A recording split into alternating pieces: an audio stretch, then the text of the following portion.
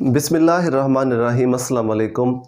तो बच्चों, हमने लास्ट वीडियो तक लॉ ऑफ मास एक्शन और चैटेलर प्रिंसिपल को डिटेल से पढ़ लिया। उसके अंदर जो भी कॉन्सेप्ट्स थे उन कॉन्सेप्ट्स को समझ लिया। अब इन दोनों टॉपिक्स से रिलेटेड जो भी एग्जांपल्स हैं आपकी बुक में और जो न्यूमेरिकल्स हैं, आज की इस वीडियो में हम एग्जांपल्स और न्यूमेरिकल्स को सॉल्व करने जा रहे हैं। तो बहुत ही इंपॉर्टेंट है एग्जामिनेशन पॉइंट ऑफ व्यू से भी, तो आपने गौर से ज़रा इनको समझना है।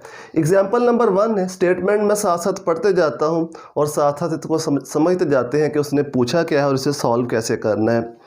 वो कहता है following reaction was allowed to reach the state of equilibrium. ये रिएक्शन एक जनरल रिएक्शन है, 2 moles of A react with 1 mole of B, और इससे सी बनता है। रिवर्सिबल रिएक्शन है, एक्वस, ये एक्वस सोल्यूशन को रिप्रेजेंट करता है, यानी इन रिएक्टेंट्स के एक्वस सोल्यूशन है।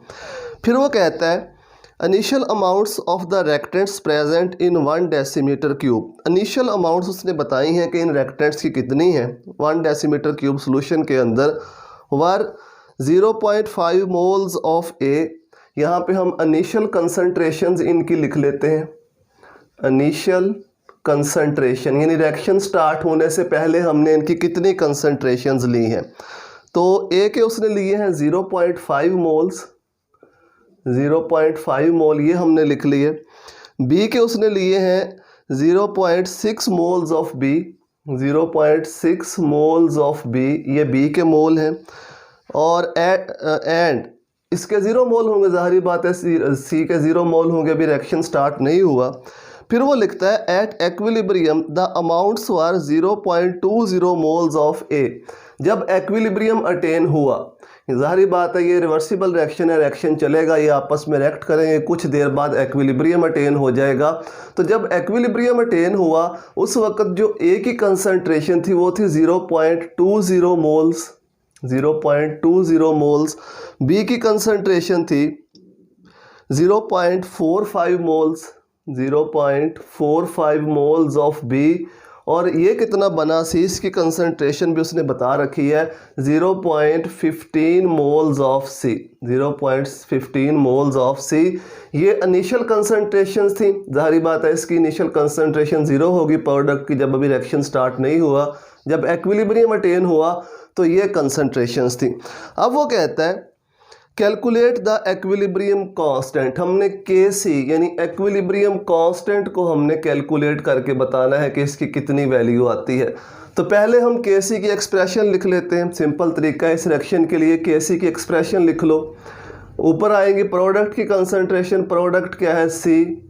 नीचे आएंगी रिएक्टेंट की कंसंट्रेशन, एक रिएक्टेंट ए है, इसकी कंसंट्रेशन 2 मोल्स है तो पावर 2 हो जाएगी। बी की कंसंट्रेशन, ठीक है, ये एट एक्विलिब्रियम कंसंट्रेशंस जो होती हैं वो ली जाती हैं, इस बात को याद रखना है। इनिशियल कंसंट्रेशंस की हम बात नहीं करेंगे यहाँ पे, वो जो भी दी हुई हैं। जब भी हम केसी को फाइंड आउट करेंगे तो वो कंसंट्रेशंस हमने लेनी है जो एट एक्विलिब्रियम दी होती हैं। तो सिंपल सा क्वेश्चन है, सामने आपके उसने कंसंट्रेशंस बताई हुई हैं, लिखने का तरीका मैंने आपको बता दिया, इसको कैसे लिखना है। वैल्यूज़ उठा के यहाँ पे पुट कर दो। के सी इज इक्वल टू, सी की कंसंट्रेशन कितनी है 0.15, ठीक है 0.15। इसके बाद ए की कंसंट्रेशन कितनी है 0.20, इसका स्केयर हो जाएगा, 0.20 का स्केयर हो जाएगा। इसके बाद बी की कितनी कंसंट्रेशन है 0.45, 0.4, क्योंकि ए का स्केयर है तो ए की कंसंट्रेशन का स्केयर हो जाएगा और बी की कंसंट्रेशन 0.45 है। कैलकुलेटर की मदद से आपने इसे सॉल्व कर लेना है और सॉल्व करके जो इसका आंसर आएगा वो इसकी वैल्यू बनेगी 8.3। तो ये इसका आंसर बनेगा। यूनिट्स यहाँ पे नहीं लिखे हुए, आपकी बुक में भी सॉल्व करते हुए साथ नहीं लिखे हुए, तो आप भी ज़ाहिर बातें नहीं लिखेंगे। लिखना चाहे तो आप लिख सकते हैं मोल पर डेसीमीटर क्यूब, मोल पर डेसीमीटर क्यूब, मोल पर डेसीमीटर क्यूब। सॉल्व करने का तरीका मैंने आपको बताया हुआ, यूनिट्स कैसे निकालते हैं, तो यूनिट्स को निकाल के भी साथ लिखा जा सकता है। लेकिन चूँकि आपकी बुक में उसने यूनिट्स को मेंशन नहीं किया हुआ तो इसलिए आपको भी मेंशन करने की ज़रूरत नहीं है। एग्जाम्पल नंबर 2 बहुत ही important examination point of view से, स्टेटमेंट इसकी पढ़ते हैं और साथ इसको सॉल्व करते हैं। वो कहता है N2 nitrogen gas and H2 hydrogen gas combines to give NH3। पहले इसकी बैलेंस्ड केमिकल इक्वेशन लिख लो। क्वेश्चन मैं यहाँ पे नहीं लिख रहा, डायरेक्ट इसको सॉल्व करते हैं। तो यहाँ पे पहले इसकी बैलेंस्ड केमिकल इक्वेशन, नाइट्रोजन ये रिएक्ट करती है हाइड्रोजन से गैसियस फॉर्म में, साथ इनकी स्टेट्स भी लिख दो गैसियस फॉर्म में, तो इससे अमोनिया गैस बनती है। अमोनिया गैस, इसको बैलेंस कर लेना है इस इक्वेशन को, तो ये हो जाएगा 3H2, ये हो जाएगा 2NH3, यानी 1 mole of nitrogen react with 3 mole of hydrogen to form 2 moles of ammonia. अब वो क्वेश्चन ये पूछता है कि the value of Kc in this reaction at 500 degree. Temperature उसने बता दिया कि टेम्परेचर जो है ये 500 डिग्री सेल्सियस सेंटीग्रेड इतना टेम्परेचर है, और जो Kc की वैल्यू है इतने टेम्परेचर पर, वो वैल्यू है, वैल्यू यहाँ पे लिख लेते हैं 6.0 मल्टीप्लाइड बाई 10⁻⁻²। 6.0 मल्टीप्लाइड बाई 10⁻⁻², ये Kc की वैल्यू है।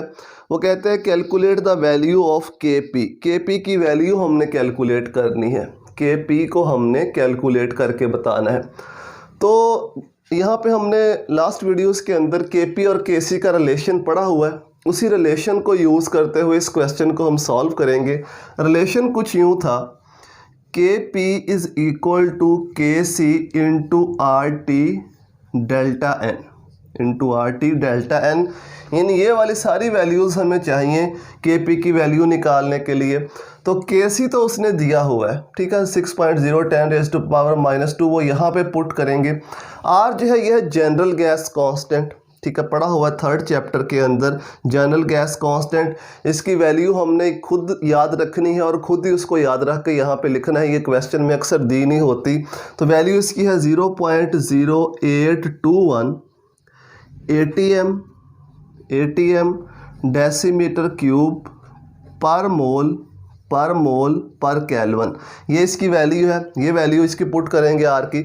टेम्परेचर उसने दिया हुआ है 500 सेंटीग्रेड टेम्परेचर है, तो इसको हम सेल्सियस स्केल से केल्विन स्केल में कन्वर्ट कर लेंगे। ये याद रखना है कि इसकी कन्वर्जन करनी है, इसको केल्विन स्केल में लेके जाना है। तो इसमें 273 ऐड कर दो, तो ये बन जाएगा 773 केल्विन, ये इतना टेम्परेचर बन जाएगा। डेल्टा एन है यहाँ पे change in number of moles. Delta n को हम कैसे निकालते हैं, number of moles of product minus number of moles of reactant. N number of moles को रिप्रेजेंट करता है, तो मोल्स आप वहाँ से बैलेंस्ड केमिकल इक्वेशन से देख लो कितने कितने हैं। प्रोडक्ट के टोटल 2 मोल हैं, रिएक्टेंट के टोटल 3 और 1 4 मोल है, तो 2 - 4 ये आ जाएगा -2। ये आ गए हमारे पास change in number of moles, जिसको हम डेल्टा एन कहते हैं। सारी वैल्यूज़ आ गई। Kc हमारे पास है, R की वैल्यू हमने खुद याद रख के यहाँ पे लिखनी है। टेम्परेचर दिया हुआ है, इसको सेंटीग्रेड स्केल से केल्विन में कन्वर्ट कर लेना है। Delta n change in number of moles, product के टोटल मोल्स देख लो और रिएक्टेंट के टोटल मोल माइनस कर दो, तो हमारे पास डेल्टा एन आ जाएगा। अब यहाँ से डेल्टा एन से हमें ये पता चलता है, चूँकि डेल्टा एन जो है ये माइनस में है, और हमने पढ़ा हुआ है जब डेल्टा एन की वैल्यू माइनस में होती है तो Kp की वैल्यू Kc से छोटी आती है। ये वाली जो Kc की वैल्यू दी हुई है, जो Kp की वैल्यू आएगी वो इससे छोटी आएगी, क्योंकि डेल्टा एन क्या है, यहाँ पे नेगेटिव है। अगर डेल्टा एन पॉजिटिव होता तो जो Kp की वैल्यू आती वो इससे बड़ी आनी थी। तो इस बात को आपने जहन में रखना है। लीजिए सारी वैल्यूज़ यहाँ पे पुट कर दीजिए इस इक्वेशन के अंदर। तो Kp is equal to Kc है 6.0 10⁻⁻² इंटू R है 0.0821। टेम्परेचर कितना है, यूनिट्स अगर आपने पुट करने हैं तो कर दो, बुक पे देख लेते हैं उसने पुट किए या नहीं किए। तो उसने सॉल्व करते हुए यूनिट्स पुट नहीं किए, हम भी नहीं यहाँ पे कर रहे। 0.0821 R की वैल्यू, टेम्परेचर कितना है 773, और डेल्टा एन की वैल्यू कितनी है -2। तो ये भी -2 है, ये भी -2 है, ये आपस में ऐड हो जाएंगी। इसको आपने सॉल्व कर लेना है कैलकुलेटर की मदद से, पावर्स को ऐड कर देना है, -2 और -2 -4 हो जाएगा। बुक में इसको -5 करके लिखा हुआ है, तो वो आप इजीली कन्वर्जन कर सकते हैं अगर आपको मैथमेटिक्स आती है। तो जब इसको कंप्लीट हम सॉल्व करेंगे, इस सब को मल्टीप्लाई करेंगे आपस में, तो ये वैल्यू बन जाएगी 1.5 मल्टीप्लाइड बाय 10⁻⁻⁵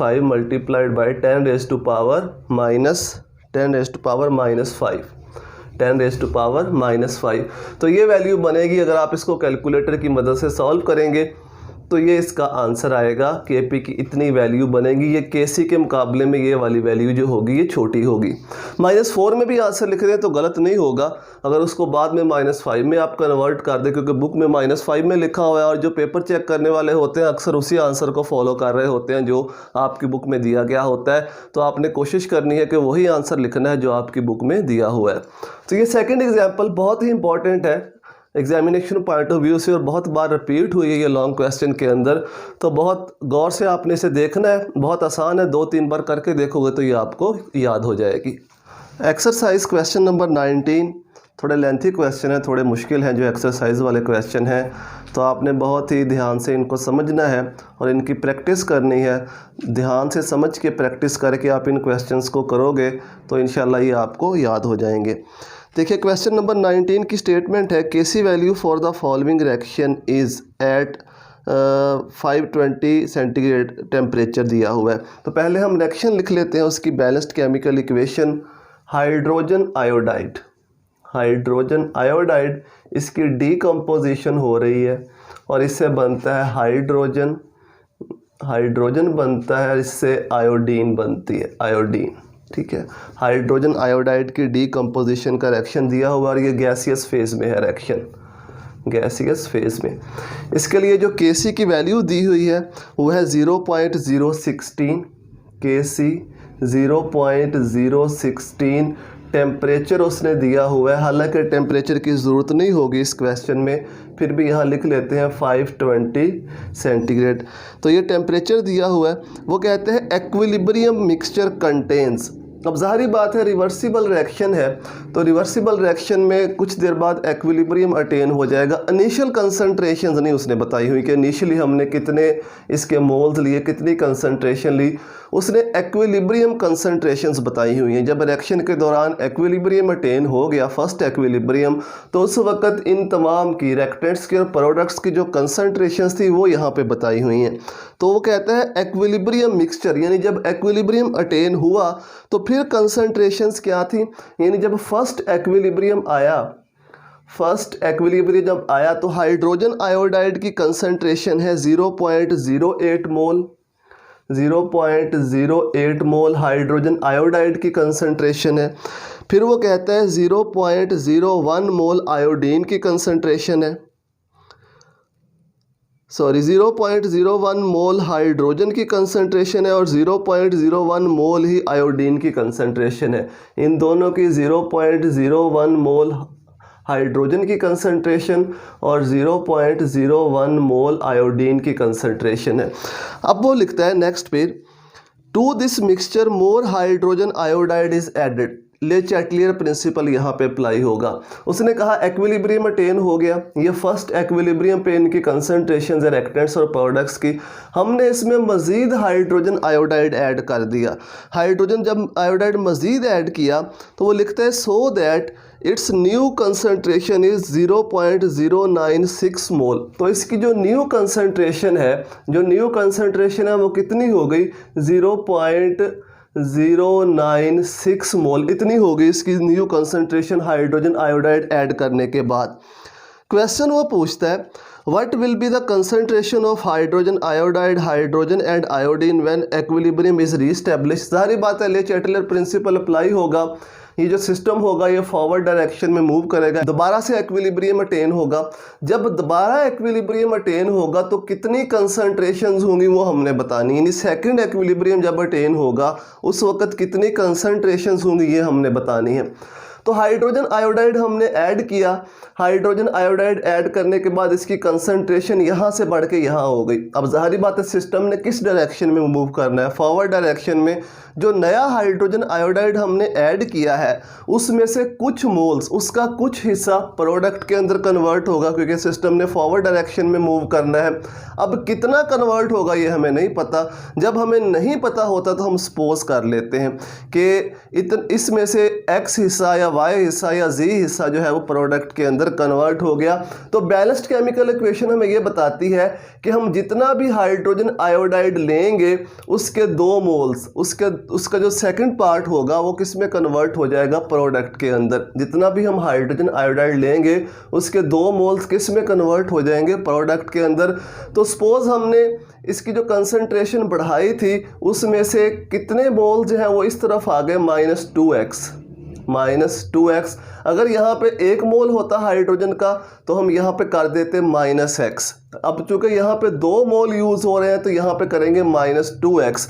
यानी जितनी भी हमने कंसंट्रेशन बढ़ाई थी, ऐड की थी, उसमें से इतना हिस्सा 2x जो है वो किस में कन्वर्ट हो गया, वो प्रोडक्ट के अंदर कन्वर्ट हो गया।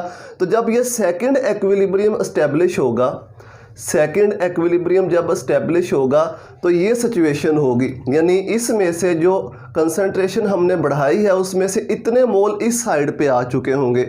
अब इसके कितने मोल बढ़ चुके होंगे वो भी हमें नहीं पता, तो उसको भी हम x सपोज करेंगे तो इसके हो जाएंगे 0.01 प्लस x, यानी x मोल इसके बढ़ जाएंगे, क्योंकि इसका 1 मोल बनता है तो इसके x मोल बढ़ेंगे। इसके 2 मोल अगर डिकम्पोज होते हैं तो इसका 1 मोल बनता है। इसका मतलब अगर इसके 2x डिकम्पोज होंगे तो इसका x बनेगा, यही मतलब बनता है सिंपल इसका। इस तरह से इसका भी 1 मोल बनता है तो इसकी भी कितनी कंसंट्रेशन बढ़ जाएगी, 0.01 प्लस x मोल। तो ये जब सेकंड एक्विलिब्रियम एस्टेब्लिश होगा तो कुछ इस तरह से इनकी कंसंट्रेशंस होंगी। अब यहाँ से हमने x की वैल्यू मालूम करके यहाँ पे वैल्यू पुट करनी है तो हमें पता चल जाएगा कि एग्जैक्ट कितनी कंसंट्रेशंस होंगी जब सेकंड एक्विलिब्रियम अटेन होगा।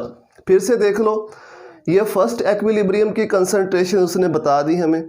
उसने कहा कि हमने मज़ीद हाइड्रोजन आयोडाइड ऐड कर दिया एक्विलिब्रियम अटेन होने के बाद, और नई जो कंसंट्रेशन है हाइड्रोजन आयोडाइड की वो इतनी है 0.096 मोल। अब जब सेकंड एक्विलिब्रियम अटेन होगा तो क्या कंसंट्रेशंस होंगी वो हमने बतानी है।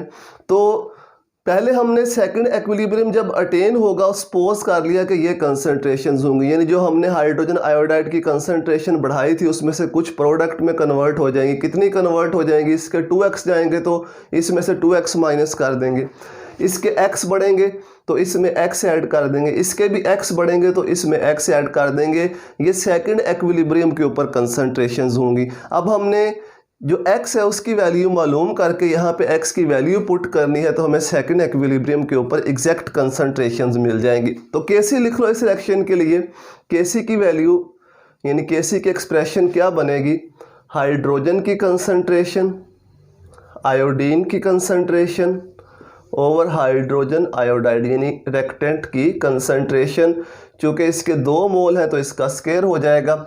अब जो सेकंड एक्विलिब्रियम के ऊपर कंसंट्रेशंस हैं वो यहाँ पे लिखनी है, क्योंकि हम सेकंड एक्विलिब्रियम के बारे में बात कर रहे हैं तो वही कंसंट्रेशंस जो है वो यहाँ पे लिखनी है। तो Kc की वैल्यू उसने कितनी दी हुई है वो भी यहाँ पे पुट कर दो, 0.016 इज़ इक्वल टू हाइड्रोजन की कंसंट्रेशन कितनी है 0.01 प्लस x, आयोडीन की भी कितनी है 0.01 प्लस x, और ओवर हाइड्रोजन आयोडाइड की कितनी कंसंट्रेशन है वो भी यहाँ पे पुट कर दो, वो है 0.096 माइनस 2x, और इसका क्या हो जाएगा स्क्वायर, क्योंकि यहाँ पे इसका कंसंट्रेशन का स्क्वायर है। तो इसको जब सॉल्व करेंगे ये भी स्क्वायर हो जाएगा। 0.016 is equal to 0.01 plus x, इसका भी स्क्वायर और इसका भी नीचे वाले का भी स्क्वायर, 096 माइनस 2x इसका भी स्क्वायर। अब स्क्वायर को ख़त्म करना हो तो हमें पता है हम क्या करते हैं, स्क्वायर रूट लेते हैं। तो दोनों साइडों के ऊपर हम स्क्वायर रूट ले लेंगे, दोनों साइडों के ऊपर हम स्क्वायर रूट ले लेंगे। 0.016 इस साइड पे भी स्क्वायर रूट, 0.01 प्लस x इसका होल का स्क्वायर और इसका square root over 0.096 minus 2x इसका स्क्वायर और स्क्वायर रूट। ये स्क्वायर से स्क्वायर रूट कैंसिल हो जाएंगे ये वाले, बाकी जो वैल्यू बच जाएगी वो होगी 0.016 इसका square root is equal to ये हो जाएगा 0.01 प्लस x और नीचे आ जाएगा 0.096 माइनस 2x। तो ये वैल्यू हमारे पास बच जाएगी। इसका स्क्वायर रूट आपने कैलकुलेटर की मदद से मालूम कर लेना है। ये बनता है 0.126। इसको इक्वल साइन के इस साइड पे ले आओ। ये इधर डिवाइड हो रहा है, इधर आके मल्टीप्लाई हो जाएगा, सिंपल मैथमेटिक्स है। तो ये मल्टीप्लाई हो जाएगा 0.096 माइनस 2x और इस साइड पे रह जाएगा 0.01 प्लस x। तो यहाँ से हमने x की वैल्यू कैलकुलेट करनी है। अब मैं मज़ीद इसको सॉल्व नहीं करूँगा, मैं डायरेक्ट x की वैल्यू लिख दूँगा। सॉल्व आपको करना आता होगा। 0.126 को अंदर मल्टीप्लाई करो इसके साथ भी और 2x के साथ भी। फिर x वाली जो रकमें होंगी उनको एक साइड पे ले जाओ और जो दूसरी होंगी उनको इक्वल साइन के एक साइड पे ले जाओ और सॉल्व करो और वहाँ से x की वैल्यू निकालो। तो ये जो x की वैल्यू बनती है ये आप खुद प्रैक्टिस करोगे। मैथ है ये सिंपल, तो आपको पता चल जाएगा। जो x की वैल्यू बनती है वो बनती है 0.00168 मोल। x इज़ इक्वल टू 0.00168 मोल। ये x की वैल्यू बनती है। तो इस तरह से मेन काम जो है हमारा इस क्वेश्चन के अंदर वो हमने x की वैल्यू निकालनी है। एक तो ये चीज़ आपको पता होनी चाहिए फर्स्ट एक्विलिब्रियम के ऊपर क्या कंसंट्रेशन है, सिंपल है, उसका कोई प्रॉब्लम नहीं है। सेकंड एक्विलिब्रियम जब आएगा तो कंसंट्रेशंस को कैसे लिखना है ये आपको आना चाहिए। फिर Kc की वैल्यू जब निकालनी, यहाँ से जब हमने x की वैल्यू निकालनी है तो सेकंड एक्विलिब्रियम वाली कंसंट्रेशंस पुट करके x की वैल्यू निकालनी है। मैथमेटिक्स से प्रैक्टिस करोगे तो x की वैल्यू तक आप पहुँच जाओगे। अब सिंपल है, x की वैल्यू आ गई तो यहाँ पे हमने लिखा हुआ है जब सेकंड एक्विलिब्रियम अटेन होता है तो हाइड्रोजन आयोडाइड की इतनी कंसंट्रेशन है। तो सिंपल हाइड्रोजन आयोडाइड की कंसंट्रेशन निकाल लो। हाइड्रोजन आयोडाइड की कंसंट्रेशन कितनी है, 0.096 माइनस 2x की वैल्यू पुट कर दो, 0.00168। तो इसको आपने सॉल्व कर लेना है। हाइड्रोजन आयोडाइड की कंसंट्रेशन आ जाएगी 0.09264 मोल। ये आ गई हाइड्रोजन आयोडाइड की कंसंट्रेशन। इस तरह से हाइड्रोजन की कंसंट्रेशन निकाल लो। हाइड्रोजन सेकंड एक्विलिब्रियम के ऊपर कितना है, 0.01 प्लस x। तो इसमें x की वैल्यू प्लस कर दो, 0.00168 प्लस करोगे तो ये कंसंट्रेशन हमारे पास बन जाएगी 0.01168। ये आ गई किसकी कंसंट्रेशन, आयोडीन की भी इतनी आएगी क्योंकि सेम है उसकी भी। तो आयोडीन के लिए भी कंसंट्रेशन इसकी 0.01 प्लस x की वैल्यू कितनी है, 0.00168 ऐड करोगे तो ये बन जाएगी 0.01168 मोल। तो इस तरह से सेकंड एक्विलिब्रियम के ऊपर इतनी इतनी कंसंट्रेशंस होंगी रिएक्टेंट्स की और प्रोडक्ट्स की। इस तरह से हमने फाइंड करना है। सिंपल है, ये वाला हिस्सा तो सिंपल है। आपको ये सेकंड एक्विलिब्रियम के ऊपर कंसंट्रेशंस लिखनी आनी चाहिए। कैसे लिखते हैं बता दिया मैंने आपको। फिर उसके बाद x की वैल्यू कैसे निकालनी है, सारी कैलकुलेशन तो नहीं की, यहाँ से आगे आप खुद कर लेंगे, सिंपल मैथ है, उसमें कोई प्रॉब्लम नहीं है इतना। तो x की वैल्यू निकाल लो। जब x की वैल्यू आ जाए तो यहाँ पे जो सेकंड एक्विलिब्रियम है यहाँ पे x की वैल्यू पुट करके इन रिएक्टेंट्स की और प्रोडक्ट्स की कंसंट्रेशन हमने फाइंड करनी। थोड़ा लंबा क्वेश्चन है लेकिन एक दो बार आप इसको समझ के करोगे तो आपको इजीली याद हो जाएगा। क्वेश्चन नंबर 20 स्टेटमेंट देखते हैं इसकी। पहले बैलेंस्ड इक्वेशन आपके सामने मैंने इसकी लिख दी है, बुक पे नहीं लिखी हुई तो आपने इसको देख लेना है। वो कहते हैं कि equilibrium constant for the reaction between acetic acid and ethyl alcohol. ये एसिटिक एसिड है, ये वाला जो फार्मूला लिखा हुआ है एसिटिक एसिड, और ये जो है ये है इथाइल अल्कोहल। तो वो कहते हैं कि इन दोनों के दरमियान रिएक्शन होता है और इसका जो एक्विलिब्रियम कांस्टेंट है वो उसने दिया हुआ है इज़ 4। तो इस रिएक्शन की जो Kc की वैल्यू है मैं ऊपर लिख लेता हूँ, 4 है इस रिएक्शन के लिए। फिर वो कहता है a mixture of 3 moles of acetic acid and 1 mole of ethyl alcohol. यानी हमने जो इनिशियल कंसंट्रेशंस ली हैं इनकी वो है 3 मोल एसिटिक एसिड के लिए हैं और 1 मोल हमने लिया है इथाइल अल्कोहल का। तो इनिशियल कंसंट्रेशन लिख लो। इनिशियल कंसंट्रेशन इसके हमने लिए 3 मोल और इसका हमने लिया 1 मोल। चूँकि ये इनिशियल कंसंट्रेशंस हैं तो इसके भी 0 मोल होंगे, एस्टर के और वाटर के भी 0 मोल। ये एस्टर है जो प्रोडक्ट बनती है और साथ वाटर बनता है। फिर वो कहता है कि is allowed to come to equilibrium, यानी इतने इनकी हमने कंसंट्रेशंस ली, रिएक्शन करवाया और एक्विलिब्रियम तक इसको आने दिया। Calculate the amount of ethyl acetate at equilibrium stage in number of moles and grams, यानी जब एक्विलिब्रियम आता है इसकी हमने कंसंट्रेशन मालूम करनी है, इन टर्म्स ऑफ मोल्स भी मालूम करनी है और इन टर्म ऑफ ग्राम्स भी मालूम करनी है। ठीक है, तो मोल्स को हम इजीली ग्राम्स में कन्वर्ट कर सकते हैं, फर्स्ट चैप्टर में हमने पढ़ा हुआ है। Also calculate the mass of reactants left behind, और इन रिएक्टेंट्स का कितना मास रह जाएगा उसको भी हमने फाइंड आउट करना है। तो उसका भी वही तरीका होगा, मोल्स हमारे पास आ जाएंगे, मोल्स की मदद से हम मास बता देंगे कितना बचता है। तो पहले हम एट एक्विलिब्रियम इनकी कंसंट्रेशंस लिख लेते हैं क्या बनेगी। तो एट एक्विलिब्रियम ज़ाहिर बात है ये इनिशियल कंसंट्रेशंस हैं, इनमें से कुछ मोल रिएक्शन के दौरान जब एक्विलिब्रियम अटेन होगा वो प्रोडक्ट के अंदर कन्वर्ट हो जाएंगे। कितने कन्वर्ट होंगे हमें नहीं पता, तो हम उसको एक्सपोज कर लेते हैं। अब रेशो देखो 1:1 है, तो इसका मतलब है इसके भी 3 में से x मोल प्रोडक्ट में चले जाएंगे, इसके भी 3 में से x मोल प्रोडक्ट में चले जाएंगे। अगर यहाँ पे 2 होता तो इसके 1 में से हम 2x मोल प्रोडक्ट के अंदर ले जाते। तो बैलेंस इक्वेशन को देख के हमने ये पता लगाना है। चूँकि 1:1 है तो इसकी एट एक्विलिब्रियम कंसंट्रेशन होगी 3 - x, यानी 3 में से x मोल प्रोडक्ट में कन्वर्ट हो गए। इसकी कंसंट्रेशन होगी 1 - x, यानी इसके भी 1 में से x मोल प्रोडक्ट के अंदर कन्वर्ट हो गए।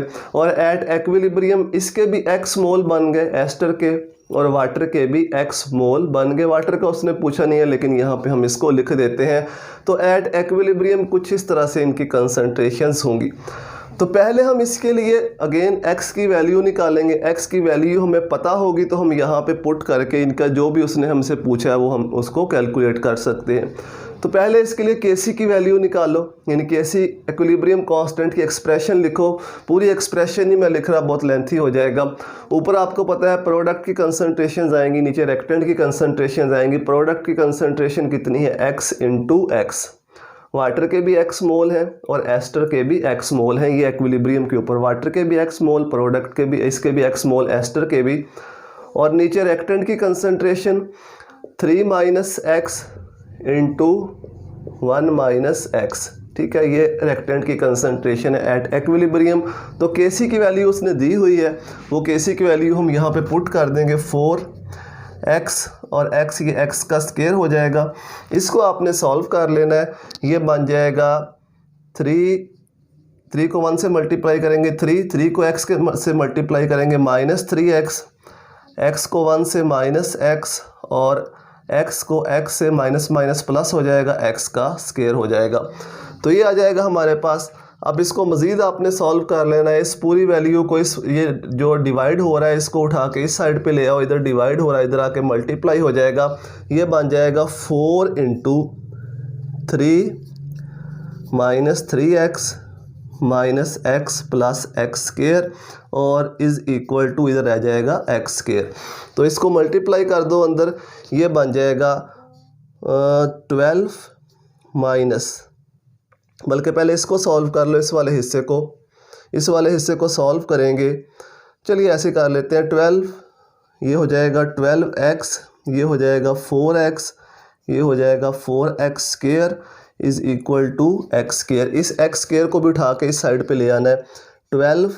12 और 4 कितना हो गया, ये -16x + 4x²। इसको उठा के इधर लेके आओ, ये -x² हो जाएगा इज़ इक्वल टू 0। अब इसको फर्दर हम सॉल्व करते हैं। ठीक है, तो ये हो जाएगा 12 - 16x और ये हो जाएगा +4² x² - x², ये हो जाएगा +3x² इज़ इक्वल टू 0। इसको रीअरेंज कर लो, x² वाला पहले लिख लो, 3x² - 16x + 12 is equal to 0। अब x की वैल्यू निकालने के लिए हम इसके लिए क्वाड्रेटिक इक्वेशन अप्लाई करेंगे। फार्मूला आपने पढ़ा हुआ है क्वाड्रेटिक फार्मूला, वो यहाँ पे अप्लाई करेंगे। वो फार्मूला होता है x is equal to -b + -b² - 4ac square root over 2a, ये फार्मूला होता है जिसको हम क्वाड्रेटिक इक्वेशन कहते हैं।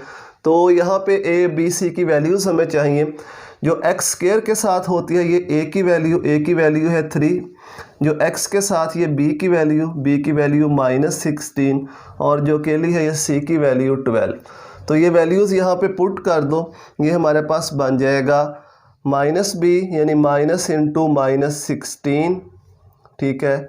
इसके बाद आ जाएगा प्लस -16 का स्क्वायर, -b का स्क्वायर है तो -16 का स्क्वायर -4ac, a की वैल्यू 3 है और b की वैल्यू जो है वो 12 है, b की वैल्यू 12 ओवर 2a और a की वैल्यू यहाँ पे कितनी है, a की वैल्यू 3 है, 2 इंटू 3।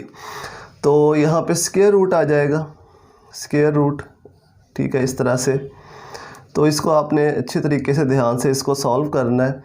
अब ये हो जाएगा minus minus plus, plus 16 plus -16 का स्क्वायर कितना होता है 256, माइनस प्लस हो जाएगा 256 माइनस 3, ये भी 12 हो जाएगा, ये भी 12 हो जाएगा, ये हो जाएगा 144 ओवर 3 इंटू 2 कितना हो जाएगा 6, इसका स्क्वायर रूट।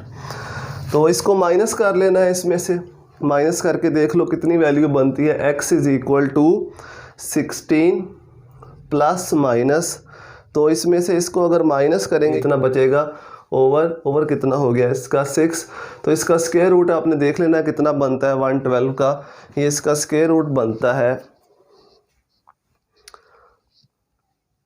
10.58। स्क्वायर रूट कितना बनता है इसका 10.58। तो x is equal to 16 plus minus 10.58 over 6, 10.58 over 6। तो x इज़ इक्वल टू, अब दो वैल्यूज़ पॉसिबल हैं, एक दफ़ा यहाँ पे प्लस लिखें, एक दफ़ा माइनस लिखेंगे। 16 प्लस 10.58 ओवर 6 इसको सॉल्व करेंगे और एक दफ़ा हम लिखेंगे x is equal to 16 minus 10.58 over 6। तो इन दोनों को आपने कैलकुलेटर की मदद से सॉल्व कर लेना है। जब कैलकुलेटर की मदद से सॉल्व करेंगे तो ये हमारे पास आंसर आएगा 4.43 आ जाएगा और 0.903, 4.43 और 0.903 मोल्स। अब देखो इन दोनों में से दोनों वैल्यूज़ तो पॉसिबल नहीं हो सकती हैं x की। अब इनिशियल मोल्स कितने हैं, इनिशियल मोल्स जो मैक्सिमम है वो एसिटिक एसिड के 3 मोल है। इसका मतलब है जो वैल्यू है x की वो 3 से तो एक्सीड नहीं कर सकती, इनिशियल मोल से तो एक्सीड नहीं कर सकती। तो इसका मतलब है कि ये वाली वैल्यू तो पॉसिबल नहीं है, ये वाली वैल्यू पॉसिबल नहीं है, इसलिए हम x की ये वाली वैल्यू यूज़ करेंगे 0.903। इस वैल्यू को यूज़ करते हुए इस क्वेश्चन को सॉल्व करेंगे। तो x की वैल्यू हमारे पास आ गई, इस तरीके से x की वैल्यू निकालेंगे। अब x की वैल्यू निकालने के बाद फिर यहाँ पे इसको पुट करेंगे, यहाँ पे इसको पुट करेंगे पहले x की वैल्यू को। तो ये हमारे पास किसकी कंसंट्रेशन आ जाएगी, एस्टर की। एस्टर क्या है CH3 COOC2H5, इसकी कंसंट्रेशन x है। तो x की वैल्यू हमारे पास कितनी है 0.903 मोल्स। उसने कहा मोल्स में भी निकाल लो और ग्राम्स में भी निकाल लो। अब मोल्स को ग्राम में कन्वर्ट करना हो तो मोलर मास से मल्टीप्लाई करना पड़ता है, तो आपको इसका मोलर मास बनाना पड़ेगा। मोलर मास फार्मूले से आप इजीली देख के बना सकते हैं। कार्बन का मास 12 होता है, हाइड्रोजन का 1 ऐड करते जाना है, 12 + 3 + 12, फिर ऑक्सीजन 16, फिर ऑक्सीजन 16, फिर कार्बन 2 24, फिर हाइड्रोजन 5 + 5। तो मोलर मास आ जाएगा। उस मोलर मास को इससे मल्टीप्लाई कर दो तो ग्राम्स में आंसर आ जाएगा। इस तरह ग्राम्स में आंसर निकाल लेना है। मैं यहाँ पे कैलकुलेट करके नहीं बता रहा, तरीका मैंने आपको बता दिया। इसके मोलर मास को मोल्स से मल्टीप्लाई करो इन्हीं मोल्स के साथ, तो ये ग्राम्स में भी आंसर आ जाएगा हमारे पास। इस तरह उसने दोनों रिएक्टेंट्स का भी पूछा है कितने कितने ग्राम बाकी बचते हैं। पहले रिएक्टेंट की कंसंट्रेशन निकाल लो कितनी बचती है। एसिटिक एसिड की कंसंट्रेशन देखो कितनी बचती है इक्विलिब्रियम अटेन होने के बाद, ये है 3 - x यानी 3 - 0.903, ये कंसंट्रेशन बचेगी। इसको माइनस कर दो तो ये बन जाएगा 2.097। ये हमारे पास कंसंट्रेशन आ जाएगी एट एक्विलिब्रियम एसिटिक एसिड की मोल्स के अंदर। अब इन मोल्स को अगेन मास में कन्वर्ट करना है, तो इसके मोलर मास से इसको मल्टीप्लाई कर दो, ये ग्राम्स में कन्वर्ट हो जाएगा, ग्राम्स के अंदर कन्वर्ट हो जाएगी यही कंसंट्रेशन, क्योंकि उसने ग्राम के अंदर पूछी है। इस तरह से इथाइल अल्कोहल की भी हमने ग्राम्स में बतानी है। पहले देखो इथाइल अल्कोहल की कंसंट्रेशन है कितनी एट एक्विलिब्रियम, वो है 1 - x। तो 1 - x का मतलब है 1 - 0.903, ये कंसंट्रेशन है। इसको सॉल्व करो, ये मोल्स के अंदर कंसंट्रेशन आ जाएगी। जब मोल्स में आ जाए तो उसको इथाइल अल्कोहल के मोलर मास से मल्टीप्लाई कर दो तो वो ग्राम्स में कन्वर्ट हो जाएगा। तो इस तरीके से इस क्वेश्चन को आपने सॉल्व करना है। पहले ये आपने इक्वेशंस बनानी है, एट एक्विलिब्रियम कंसंट्रेशन लिखनी है, फिर केसी की इक्वेशन लिख के वहाँ से x की वैल्यू निकालनी है, क्वाड्रेटिक फार्मूला अप्लाई करते हुए x की जब वैल्यू आ जाए, फिर एंड पे जो उसने पूछा है इनिशियल मोल्स में ही आएगा, मोल से ग्राम्स में ले जाने के लिए हमें खुद करना पड़ेगा। फॉर एग्जांपल इसके ग्राम्स बनाने हैं, तो ये मोल्स हमारे पास आ गए, तो इन मोल्स को इसी के मोलर मास से मल्टीप्लाई करेंगे, मोलर मास आपको खुद बनाना पड़ेगा। तो इस तरीके से इस क्वेश्चन को हमने सॉल्व करना है। चलिए क्वेश्चन नंबर 21 लास्ट क्वेश्चन है। Study the equilibrium. नीचे उसने एक रिएक्शन दिया हुआ है, स्टीम का रिएक्शन है कार्बन मोनोऑक्साइड से, H2O गैसियस फेज में कार्बन मोनोऑक्साइड से रिएक्शन है, हाइड्रोजन और कार्बन डाइऑक्साइड बनता है, रिवर्सिबल रिएक्शन है। वो कहते हैं कि right an expression of Kp, ये लिखने की ज़रूरत नहीं है, ये आप खुद लिख लोगे, इसको हम सॉल्व नहीं कर रहे। बी वाला पार्ट देखिए, when 1 mole of steam and 1 mole of carbon monoxide are allowed to reach the equilibrium, 1 mole of steam and 1 mole of carbon monoxide यानी initial concentration 1 mole of steam and 1 mole of carbon monoxide are allowed to reach equilibrium. The equilibrium mixture contain 33% hydrogen. Equilibrium mixture percentage of hydrogen at equilibrium कितनी है? 33.3%। ये उसने hydrogen की percentage बता दी कि जब equilibrium आता है तो हाइड्रोजन की इतनी कंसंट्रेशन है। नेक्स्ट वो कहता है calculate the value of Kp and states unit of Kp। Kp की वैल्यू हमने निकालनी है। Kp की वैल्यू क्या होगी ये हमने फाइंड आउट करनी है। यूनिट्स ऑफ Kp ये हमने फाइंड करने हैं। तो Kp की वैल्यू मैं आपको निकाल के बता देता हूँ। ये उन क्वेश्चन से थोड़ा डिफरेंट क्वेश्चन है, आसान भी है, यूनिट्स आप खुद कैलकुलेट कर लोगे। तो यहाँ पे अगेन हमें वही काम करना पड़ेगा, एट एक्विलिब्रियम इनकी कंसंट्रेशंस फाइंड आउट कर लो कितनी होंगी। तो एट एक्विलिब्रियम इसके कुछ मोल प्रोडक्ट में कन्वर्ट हो जाएंगे, इसके भी कुछ हो जाएंगे, कितने हो जाएंगे हमें नहीं मालूम, तो उसको एक्सपोज कर लेते हैं। एट एक्विलिब्रियम ये हो जाएगा 1 - x मोल, ये भी हो जाएगा 1 - x मोल, इसके x मोल बन जाएंगे और इसके भी x मोल बन जाएंगे एट एक्विलिब्रियम, जब एक्विलिब्रियम अटेन होगा। फिर इसके बाद अब हमने यहाँ से x की वैल्यू निकालनी है। अब x की वैल्यू निकालने का एक तरीका था, या तो हमारे पास Kc की वैल्यू होती तो हम x की वैल्यू यहाँ से निकाल सकते थे। अब चूँकि हमारे पास यहाँ पे Kc की वैल्यू नहीं है तो हम x की वैल्यू नहीं निकाल सकते। यहाँ से हम at equilibrium total number of moles बना लेते हैं। एट एक्विलिब्रियम टोटल मोल्स, तो एक्विलिब्रियम के ऊपर टोटल मोल्स बनाने के लिए हमें इन तमाम मोल्स को, जो एक्विलिब्रियम के ऊपर मोल्स हैं, इनको ऐड कर देंगे।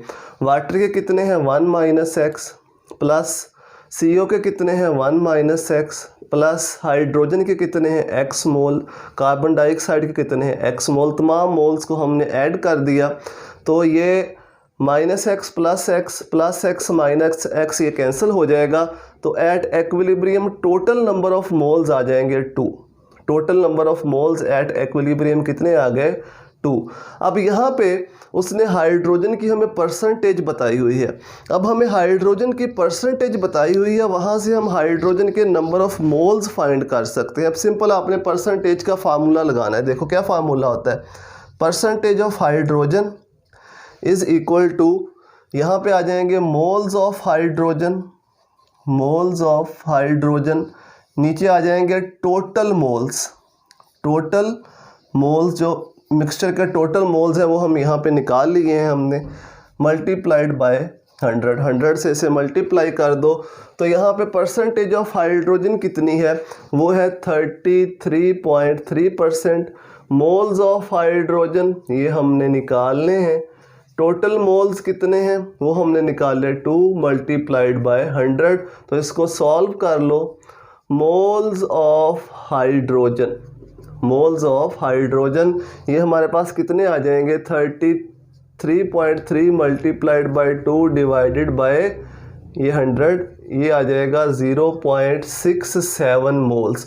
ये एट एक्विलिब्रियम हाइड्रोजन के इतने मोल्स हैं, एट एक्विलिब्रियम हाइड्रोजन के इतने मोल्स हैं, यानी x की वैल्यू आ गई। हाइड्रोजन के मोल एट एक्विलिब्रियम कितने हैं, x ही है ना, तो ये x की वैल्यू आ गई हमारे पास। उसने हमें हाइड्रोजन की परसेंटेज बताई थी कि एक्विलिब्रियम के ऊपर हाइड्रोजन की इतनी परसेंटेज है, 33.3%। यहाँ पे लिखी है कहीं पे, हाँ 33.3% उसने परसेंटेज बताई थी। हमने परसेंटेज से क्या निकाल लिया, मोल्स निकाल लिए कि एट एक्विलिब्रियम हाइड्रोजन के इतने मोल्स हैं, मतलब x की वैल्यू जो है वो कितनी है, 0.67 मोल्स एट एक्विलिब्रियम के ऊपर। अब x की वैल्यू आ गई तो सिंपल है, अब x की वैल्यू की मदद से हम बाकी जो वैल्यूज़ हैं उनको भी फाइंड आउट कर सकते हैं। तो उसने पूछा क्या है कि Kp की वैल्यू निकालनी है, तो Kp की वैल्यू निकालने के लिए हमें Kc की वैल्यू चाहिए, क्योंकि रिलेशन क्या होता है, Kp is equal to Kc into RT delta n। तो इसका मतलब है अगर हम Kp निकालना चाहते हैं तो हमें क्या चाहिए, Kc चाहिए। तो Kc निकालने के लिए हमें तमाम कंसंट्रेशंस चाहिए। हाइड्रोजन की कंसंट्रेशन हमने निकाल ली, कितनी कंसंट्रेशन है, कितने मोल्स हैं हाइड्रोजन के एट एक्विलिब्रियम, 0.67, ये x की वैल्यू आ गई। अब बाकी वैल्यूज़ भी हम निकाल सकते हैं। तो वाटर की कंसंट्रेशन निकाल लो, कितनी बनेगी, हाइड्रोजन की कितनी आ गई 0.67, वाटर की कितनी बनेगी 1 माइनस एक्स। 1 माइनस एक्स का मतलब है 1 माइनस 0.67, तो ये बन जाएगा 0.33। ये किसके मोल्स आ गए, ये आ गए वाटर के। ठीक है, इस तरह से कार्बन मोनोऑक्साइड की कंसंट्रेशन एट एक्विलिब्रियम ये भी 1 माइनस 0.67, ये भी कितना बन जाएगा 0.33 मोल्स। इस तरह से हमने किसके निकालने हैं, कार्बन डाइऑक्साइड के। कार्बन डाइऑक्साइड की कंसंट्रेशन ये कितनी है x, तो x कितना है 0.67। ले जी, एट एक्विलिब्रियम हमारे पास चारों कंसंट्रेशंस आ गई। हाइड्रोजन की कितनी कंसंट्रेशन है, दोनों रिएक्टेंट की कितनी कंसंट्रेशन है, और कार्बन डाइऑक्साइड की। अब हम इजीली Kc कैलकुलेट कर सकते हैं। Kc के लिए ऊपर किसकी कंसंट्रेशंस आती हैं, प्रोडक्ट की, नीचे रिएक्टेंट की। तो प्रोडक्ट हमारे पास कौन कौन से हैं, ये दोनों हाइड्रोजन और कार्बन डाइऑक्साइड। तो हाइड्रोजन और कार्बन डाइऑक्साइड की कंसंट्रेशन कितनी है 0.67 इंटू 0.67 ओवर दोनों रिएक्टेंट की कितनी है 0.33। तो इसको जब सॉल्व करेंगे तो ये हमारे पास Kc की वैल्यू आ जाएगी 4। अब इस रिलेशन को अगर हम देखें तो यहाँ पे डेल्टा n हमने पढ़ा हुआ है कि अगर delta n, if delta n is equal to 0 तो Kp is equal to Kc। फिर जो Kp की वैल्यू होती है वो Kc के इक्वल होती है, जितना Kp होगा उतना ही Kc होगा।